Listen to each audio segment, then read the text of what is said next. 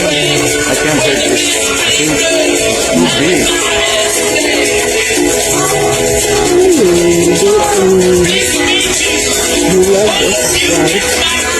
Magandang araw po sa ating lahat, si Ding Chase po ito.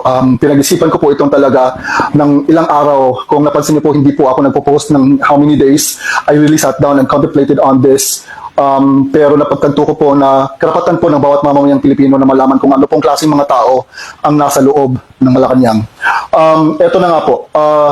This audio was sent to me during kasagsagan ng pagsabog ng issue ni Paulo Tontoco. Kasi po, nag-reach out po itong person na to sa akin at sabi niya po, siya po mismo ay minessage para po sumali sa STX party. The-verify ko po, as a matter of fact, I had met this person in person as well.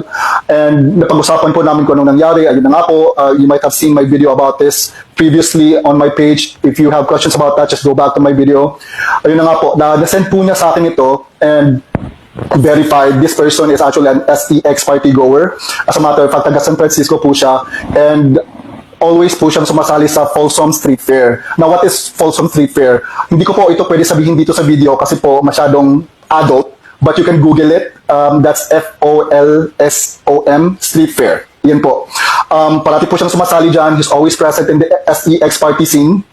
And ayun po, nakareceive po siya ng message tsaka pinasali po siya sa isang private STX party. At saka ito na nga po ang resulta nito. So, again, before we go to that po, to the audio, let me just say, nakarapatan po nating bawat mamamayang Pilipino na pilitin po natin ang ating Pangulo na mag-take ng hair follicle test. Kasi po karapatan po nating malaman kung nasa maayos po na pag-iisip ng Pangulo natin to lead a country. Kasi hindi po isang, dalawa o tatlong buhay lang ang minamanage niya. Ang dami pong buhay. Buong bansa, buhay ng mga mamamayang Pilipino po ang nasa linya nito. Dapat po tayo magalit, dapat po nating pilitin. Kasi ito po ang only way na malaman natin kung nasa tamang pag-iisip po ang Pangulo natin. Again, this video is up for interpretation and it's totally up to you.